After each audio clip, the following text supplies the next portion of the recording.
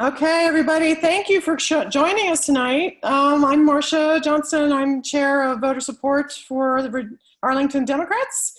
And Phoebe and I just decided we should put together a kind of a composition of different sources of information about all of the stuff that's been going on. And we decided to call it a Votapalooza because that's kind of what it feels like.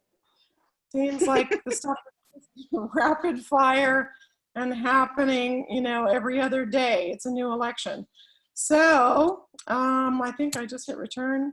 So who said voting is boring? Yes, not this year, not at all, because just all kinds of stuff. I mean, between the pandemic and losing a county board member. So we have a lot of stuff I'm gonna cover, a good amount of stuff we're gonna cover, hopefully in a form that you guys will be able to understand, but we'll have a Q&A at the end. And that said, I'd like just for Sandra to chime in here for anyone who might have a question in Spanish, just to say hello. Sandra? Sí, acá estoy. Hello, everybody. Buenas noches. Yo soy Sandra Brody. Gracias, Marcia. Gracias, Phoebe, for doing this. So, si tienen preguntas en español, espero poder ayudar. Okay. So there you have it. And we will move on. So basically, some of you who are in the steering committee will have seen some of this, but a lot of you won't have seen maybe. So the first thing I wanted to go over, some of this came from the League of Women Voters. Thank you very much. They had a great session that some of you may have attended. But the message is elections matter. So all of the stuff, this is just kind of a summary of the things that our Democratic State House legislature did that will take effect for the November general election. So we will have, no excuse, absentee voting. You do not have to give them a reason for voting before election day. The legislation that did this also establishes a permanent absentee list. And so this is something we've all fought for a long time, so it's a great thing. It won't be in effect for July for the special election, just for November and thereafter. Second thing, now there was some information initially that they had eliminated photo ID requirement. They haven't exactly eliminated it. What they did is they went back to the previous regime, which is to say that you can, if you don't have a photo ID, you can use something else. You can use a bill or your voter registration card, which does not have a photograph. So basically that's what they did. They also allowed student ID from other states, which wasn't the case previously. So they've expanded it. So this is great. More accepted IDs, and if people don't have a photo ID, it's not the end of the world. They can use other things. So this is great. Also, this is just kind of a nice repealing race-based restrictions on voting. These were things that had already been ruled as bad by the courts, but they were still in the books. Things like poll taxes, segregating voters based on race. So those are gone, got rid of them. So that's good news. All right. So also, it used to be you could do automatic voter registration at the motor vehicles at DMV if you opted in. Now it's automatic unless you tell them you don't want to register to vote. So I think a very important change. It's automatic unless you say no. They also made Election Day a state holiday. Goodbye and good riddance, Lee Jackson Day. Don't let the door hit you in the butt on the way out. We're good to get rid of that. And another really cool thing, high school voter registration. This goes on already, we do this, but now public high schools have to provide voter registration access to students. So this is also a good sort of the state saying, we want this to happen. So in public schools, so this is great too. So all of this is taking effect. And then we have some coming soon things, extended voting hours. It won't be for this year. And it also has to be reenacted by the legislature next year. I don't know why this is the case. So if you ask me, I'll have to go find out. But It has to be reenacted to go to 8 o'clock next year. Same day registration and voting. Yes, Hala Ayala, delegate, our great delegate Hala Ayala, it's her legislation. It will take effect July 1st, 2022. I don't know, maybe it takes a while for them to get ready for this, I don't know. And the constitutional amendment on redistricting, you know, that was, there was a certain amount of debate over that this year in our party, but it is on the November 3rd ballot. It's a referendum, and if it doesn't pass, we don't get it. We're gonna have to start over. But anyway, it is on the ballot. Looks like we have some chat here. All right, so those are the legislative things that have happened. All great news for us who believe that voting should be easier. So the second thing, so then I wanted to just address some of the changes in the elections. A lot of this is due to the pandemic. In fact, pretty much all of it, except for Eric's loss of Eric. But anyway, school board, what happened to the school board caucus? Those 2 seats will be on the ballot in November 3rd general election. The caucus that we had to, normally everyone knows we usually have an in-person school board caucus over 2 days. We couldn't do that. So we scrambled and did a vote by mail. We had time to do that. And those ballots were due May 7th, so that has passed. But, sorry, the request for ballots were due May 7th. So people who have them, you need to get them back by May 30th so they can be counted. So this is going on right now. So we were good to do that. So that's what happened to the school board caucus. It was really the pandemic. So then we have, whoops, hang on, back. And the county board primary. What happened to that? Okay, originally supposed to be June 9th, right? And it was originally Libby Garvey and Chanda Chun. It was moved because of the pandemic to June 23rd originally. And then we lost Eric. Okay, Eric Gutschall passed away, very untimely death, very, very tragic. As a result of that, Chanda decided to run for Eric's seat, along with Barbara and Caucus and Nicole. So he withdrew. Libby becomes the automatic nominee for the November election instead of having to run against Chanda to be the nominee. And so, but there will be no Democratic, there's no Democratic primary on June 23rd. There is a Republican primary on June 23rd, but for the US Senate, but we are not participating in that election. Instead, we have July 7th, next Arlington County election, July 7th, county board special election, which was set by the courts to fill Eric's seat. So that date, everybody needs to repeat that to everybody you know, because it's July 7th, which summer elections can be difficult. So I think, and this is our nominee, right? So Phoebe was going to take, she was going to do half of this too.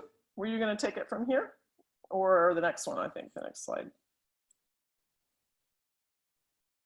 You're muted.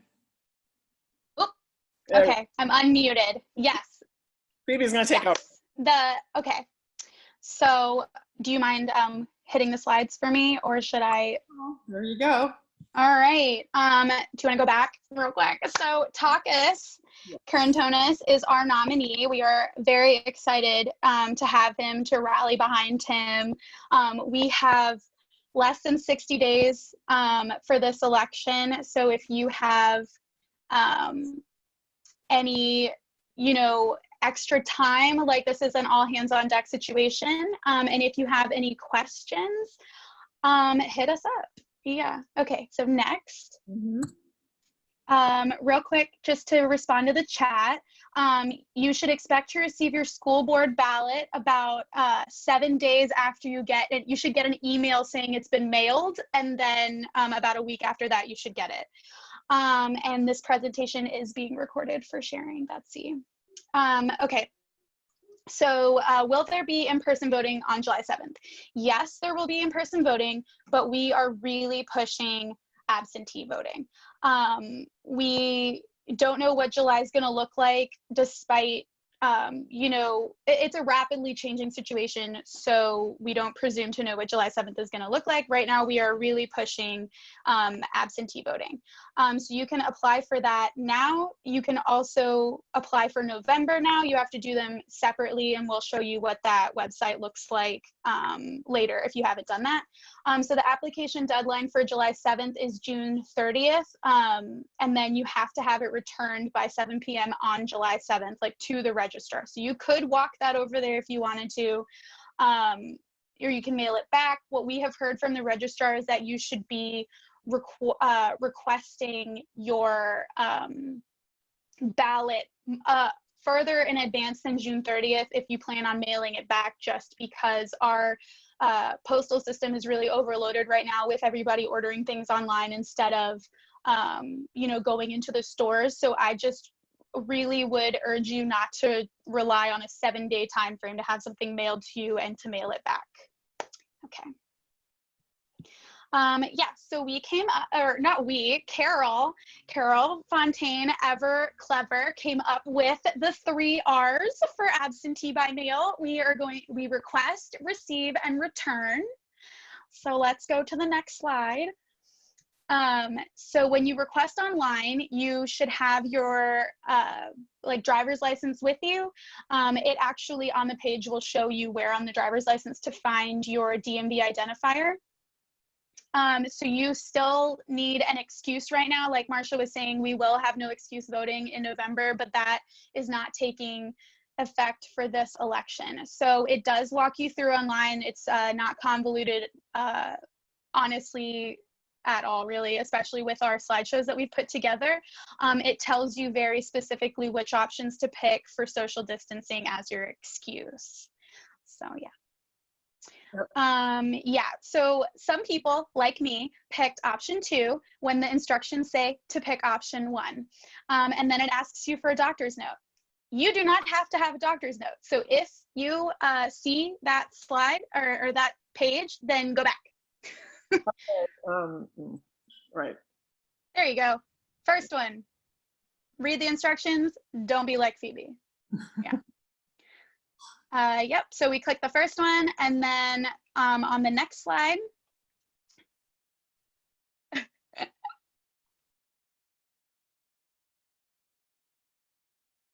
Sorry, the second option right there on that slide, this is is for permanent absentee status, which is why you need a doctor's note.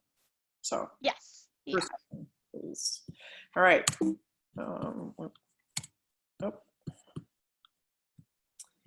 Yeah, so like I said before, you can request if you already know that you're not planning on going to vote in person in November, you can request all of these listed elections absentee ballots. Unfortunately, you have to do them one at a time, so you will have to run through it again.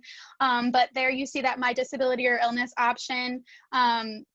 Don't worry if you forget it. At the top, it says pick the disability or illness option. Yeah. Okay, and there you go. Your DMV identifier and your social are required to do this online. It's so that they can verify that you're you. When it says the DMV signature for voting, you usually, you need to like be, you have to sign your application. So, they already have a signature on file for you. And so, yeah, that's just, a quadruple way of identifying you and making sure you're you. Great. And if you don't have a driver's license, you can call them and request an absentee by absentee by mail ballot application, and they will get one for you. It also, sorry, I just realized that there's more to say. If you don't want to consent to using your DMV signature, If for whatever reason you have an issue putting this information on the internet, you can hit decline and it will take you to a page where you can print your own ballot. Now I will say there have been some concerns about putting in your social security number online. I know it's a concern for some people, but if you are at home on a password protected Wi-Fi, then you should be fine. Yeah, so there we're going to be sharing this slideshow. So that's a link right there to the application PDF. You can do an electronic signature for the PDF as well. You can just, you know, on the PDF signer. There's the email and the phone number for you to call. Oh, also, Arlington County has decided to put applications outside of all the Arlington libraries. So if you live close to a library, you'd be able to just go and pick one up in person. Okay, part 2, receive. So a fun thing, you still are required to have a witness to confirm that you're you and that this is your ballot and that you're a registered voter. So if you live alone, we are kind of repurposing our rides for the polls people and that email address to provide you with a witness. So if you live alone and you don't want to go to a friend's house or a neighbor or something, give us a call or an email and we will come be your witness. Okay, return your ballot. You can drop it off at the registrar. Yeah, you don't have to pay for postage. I know that was a concern. You do not have to pay for postage to return your ballot. And then yeah, supervised your applications. We will send an email about that when we find out more information. Rachel, people who do not have DMV identifiers. Yes, again, you can print it, you can pick it up outside the library, you can go to the registrar and get one. There are many different ways, but you will not be able to do it entirely online if you do not have a DMV number on your license. Yeah, so if you have any questions, put them in the chat box and we will read through them. Okay, so Kate, like I said, we will be posting a video of this. We'll also be posting the slideshow. We will also be posting a really great slideshow that Marcia and Carol made that really walk you through step-by-step of requesting your online absentee ballot in case you need some assistance with that. Right. I see Testa. I don't know who it's. Jay Testa. Not sure. Yes, you can have the ballot mailed to you. Just call them, and that's the best thing if you don't have a printer, for example. So you can print it at home, but you can call them and they will mail it to you. And I confirmed that. It's just call the local office. You don't have to call Richmond or anything. So great. And so Kate. Yes. So if you have any questions about your process, you did the exact right thing, contacting your precinct captain. If you have any questions and you shoot an email to somebody on the, you know, in a position in the Dems, we can get you the information you need. Yes, Rachel, we are saying that you can use Acrobat to generate a signature. You do not have to print and sign and scan it. Yeah. And I believe, Marcia, do you want to take Susan's question? Susan's question. Absentee person voting. Yes, they've already started it. Well, actually, so wait a minute. No, the period for absentee person voting is May 22nd till July 4th. And they are doing it in person, even though, you know, they are encouraging people not to. So it's already started? You said? Well, sorry, no, May 22nd. May For 22nd? the July 7th election, it'll be May 22nd to July 4th. Okay, thank you. Yeah. And yeah. So Rose, July 4th? Like July they're voting on a federal holiday? Yeah, exactly, which is a Saturday, I believe. And I'm basically talking with the registrar about that.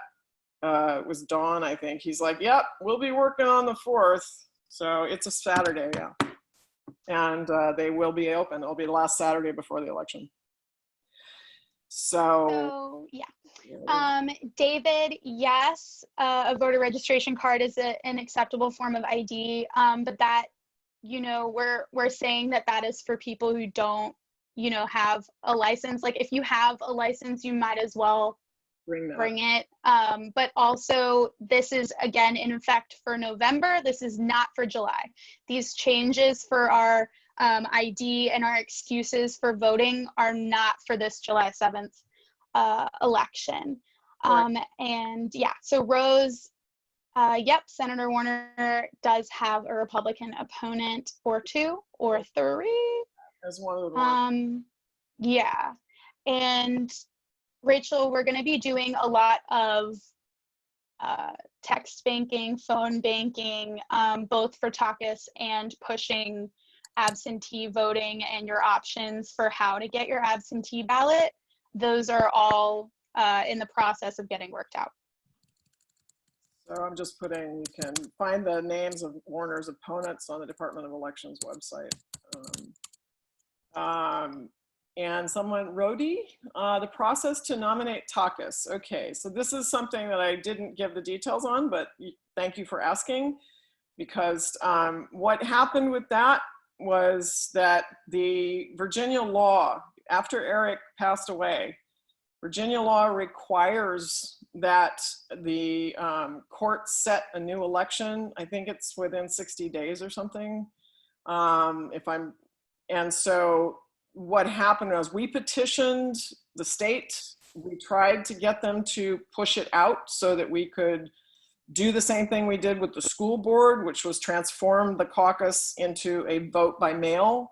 But that takes, we know now from experience, it takes like 2 months to do it. And we didn't have 2 months. We basically had like 3 weeks. We had 14 days. Right, to do it. And so this is why we had to have a caucus with basically the full sort of elected Democratic leadership in Arlington and electeds. We had a caucus, an online a voting caucus. We did ask to get it pushed back, but it just, it wasn't granted for us. And even putting together the 2-week caucus for just the couple hundred steering members was difficult to put together. So it wasn't purposefully exclusive, it wasn't purposefully exclusive. It was, you know, an unfortunate thing with the law. And we did right up until the last half hour of the ballots coming in where we prepared to push it. And like, you know, it really was not our fault. Like the leadership of the Arlington County Party really did everything that they could to try to make it open. So yeah. Not our choice. Yeah. So, and that's where we are. And I'm missing one here. for the school board caucus we received. When you say, Rachel, the numbers, do you mean who has prevailed in that caucus? No, so my question is, so I have heard that, although, you know, we normally get plenty of people to vote in our in-person school board caucus, they actually received a lot more requests for mail-in ballots this year, which I think is actually pretty cool. And I was just wondering if anybody happened to know what the numbers were. Did I hear Jill on the line? She might know. I don't know. I'm not. Yeah, this is Jill. So great question. Thanks for asking it, Rachel. And yeah, we've gotten, I don't know the exact count off the top of my head, but it's over 7,500 ballots, which is a huge number. And we're actually planning to put out a press release about it to further encourage vote by mail as part of the July 7th and also November 3rd elections. Also, Jill, another question. I'm not sure. I do not know. From Richard, when will we know if Libby has someone running against her in the general? I'm not sure if that's passed or not. So we already know that she has at least one opponent. Audrey Clement has filed for the county board race. I think that they have until June 9th to file as independent, so we'll know by then whether she has any additional opponents. But we know she's got at least one, so we'll be fighting hard for that. So, And I think there was an additional question in the chat that I'd like to address, which is why wouldn't we just not let the voters decide? I want to be really clear that I really feel strongly that Democrats need to fight and win in every single election, that we see every day how important it is to have Democratic leadership at all levels of government. The fastest way for Democrats to lose an election is for Democrats not to have a candidate in the race. And so that's what this came down to, was we had 14 days to do the best process that we could while fighting like hell to open up the process. But 14 days is the best process we could to get a Democratic candidate on the ballot who we could unite behind and win on July 7th. That's what this came down to. And so that's what the party executed on, while as was said, fighting like hell to try to get the additional time that we needed to open it up. But that's the reason, because Democrats must show up every single election, and we do that by having our candidates on the ballot. So that's what I wanted to say about that, and I will stop there. well, you know, Jill, thank you so much. I appreciate that. I wanted you to answer that question to that, and also to say there is another decision for that seat to this gentleman. I don't know if I know Rhodey, but in terms of your question, July 7th is an election. Caucus is the Democratic nominee. There are other folks running as well. So it's not like we have left the voters out of this decision. You understand? This was the nomination process for the Democratic candidate. That's what we had to act on. So just to say. And yes, definitely. That is so true. And Jill, the date for the Virginia courts to extend the election has already passed, correct? Mary has a question in the chat. So Mary's asking whether the Supreme Court could still rule to extend the July 7th date. So let me be very clear. The Virginia Supreme Court, dominated by Republican appointees, denied the petition, denied it outright to extend the Arlington special election. So that's why we were hoping, you know, that maybe by the you know, the end, before the cutoff of our nomination process, that the court would come through, but they did the opposite of that. They did not, you know, vote for voting rights. You know, they did not promote voting rights. They denied it. So July 7th is where we're at now.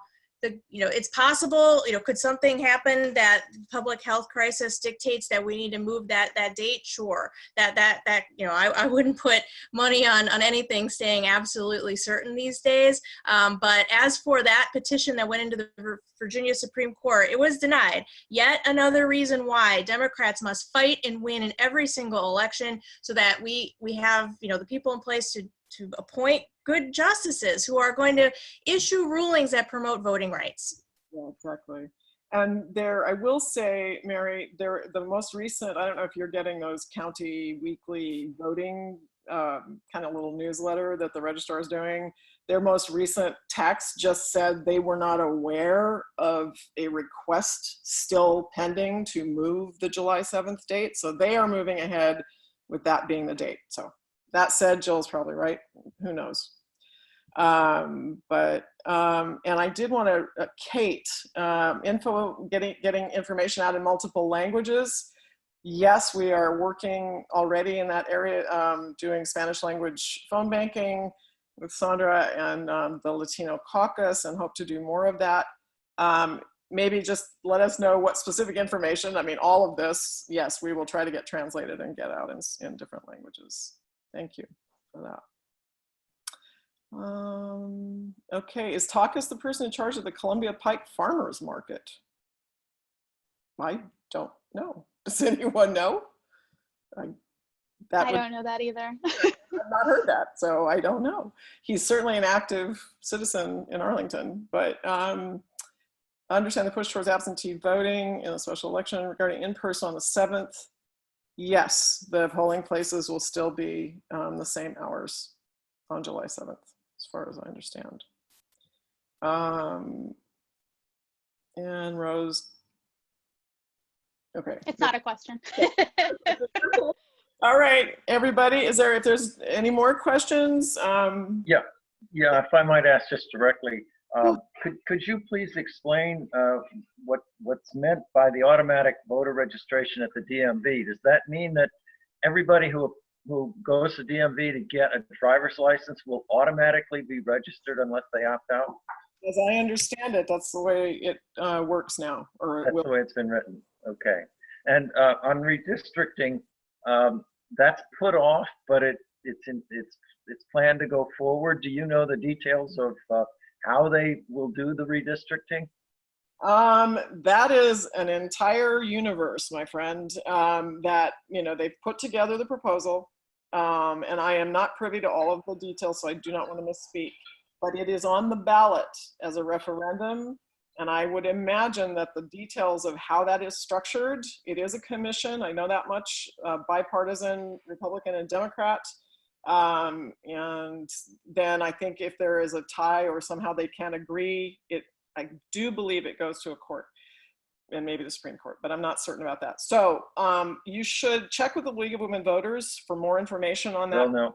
They have a lot of it. And Chris DeRosa in our own organization also worked on that quite a bit. And will that referendum be in November? Yes, it will be on. So that's another thing that, we hope to. Okay, I thank you. I'm working with a group called Elders Action Network, and we're starting an effort on fair voting practices. So it's very helpful to know. Yes, it's already happened here in Virginia. That's great news. That's great. Yes. So, well, it's happening. It has not been passed. Well, it's on. We're doing it. We're trying to do it. So yeah, check in with League of Women Voters because they will give you every detail. Excellent. Thank you. I love the title of this organization, the Votapalooza. That's why I joined.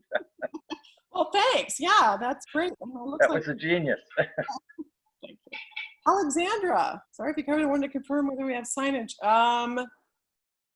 Let's see, Rachel. Oh, Rachel had one too with, hold on, Alexandra. Wisconsin Dems, successful strategy getting people to get absentee ballots in their special election a few weeks ago. No, Rachel, if you could send that to me, I would love to see it. I haven't seen that. Yeah, I haven't seen it because that's. Well, I haven't seen anything either. I was just wondering if maybe any Wisconsin Democrats had been calling, offering to share.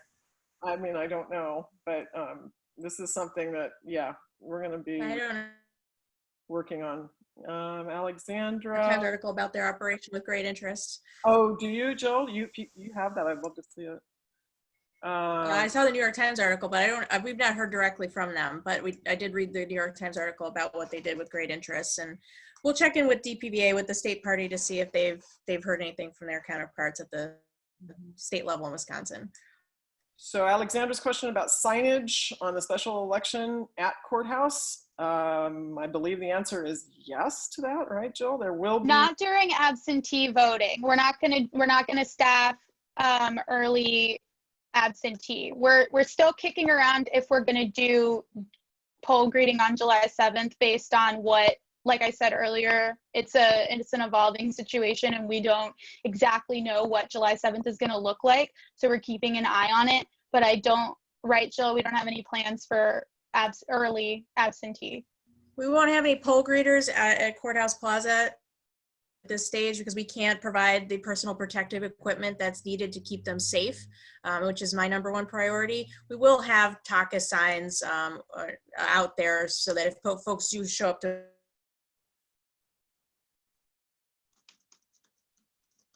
Jill, I lost her.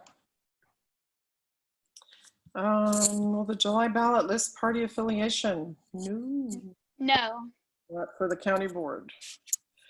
That's why we're doing what we can to really get Caucus's name out there. We're working on name ID and making sure that people know that Caucus is the Democratic candidate because we do have an independent candidate and a Republican candidate. So, if people don't know the party affiliation and they want to vote Democrat, then we've got like a 33% chance of getting their votes. So we really need to be focused on that. So Rose is asking about texting to voters for the 7th. That was discussed. That has been discussed, and I do believe that is going to happen.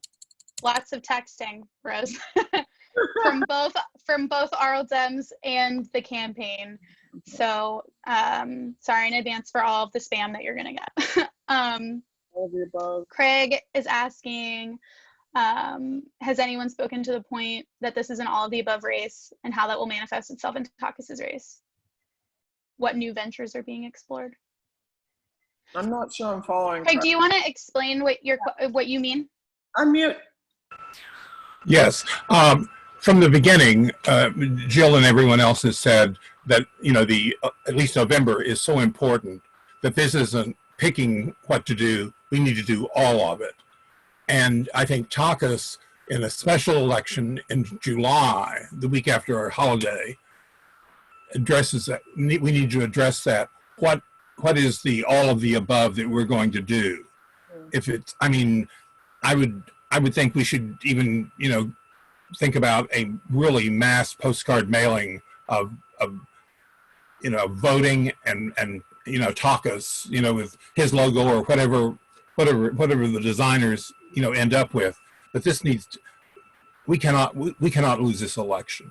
You are so right, Craig. And John Chandler and I are chairing a Caucus force. That's what they started calling it, a Caucus task force, to work on RL Dem's response. As you know, we've only had him as our nominee for a short time, so we are very much in a planning phase. We are in the end stages of figuring out what our signs and our postcards are going to look like. We are Who are they going to? Yes, You know, we're not going to talk about the universe on an open phone call like Oh, this. duh, okay, sorry. But Sorry. I assure you that we are looking very closely at that universe, and we can talk about that offline. We are working on it. I just wanted to assure you. All right. And hopefully absolutely. Good. All right. Any other questions? Okay. Party affiliation, we already answered. No party affiliation. All right. Do we have any other? Oh. Voter registration is down at time of year as compared to previous major election.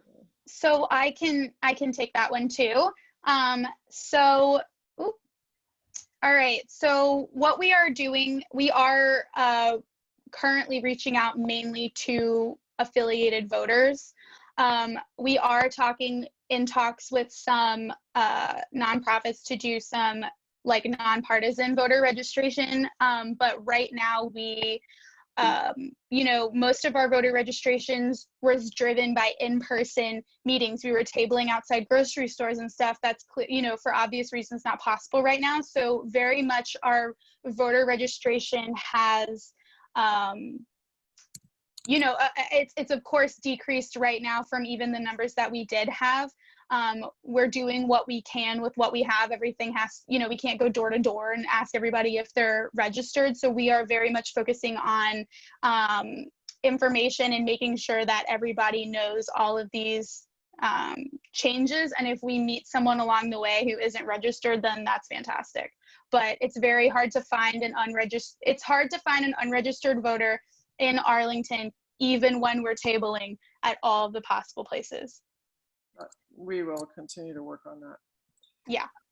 So Kevin is pointing out that they do list party for the county board candidates on the website, but they do not do so on the ballot. So a little inconsistent, but there you have it. Voter registration is, oh, I just had that. I think it's May. I believe it's the 23rd. 26th, I thought, but could be 23rd. Toward the end of May. Wait. I have it, hold on.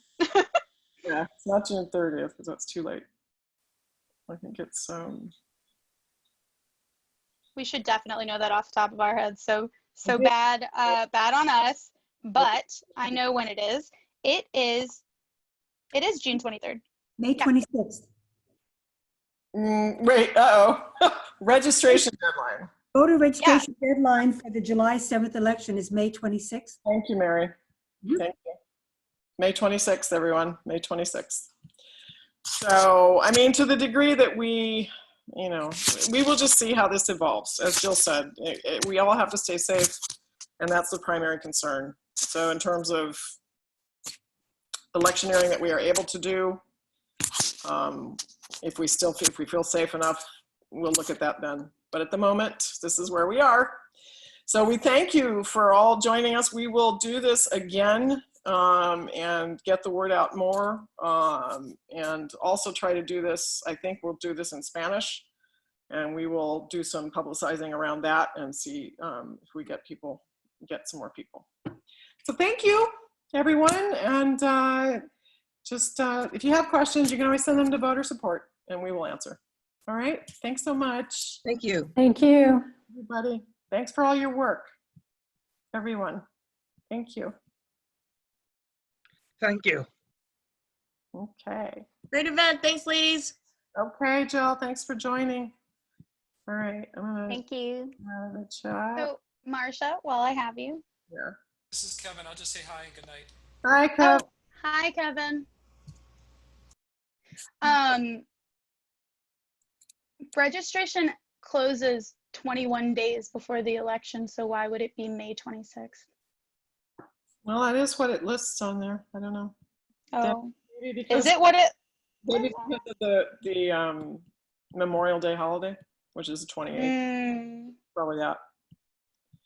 It may be because of that. I don't know.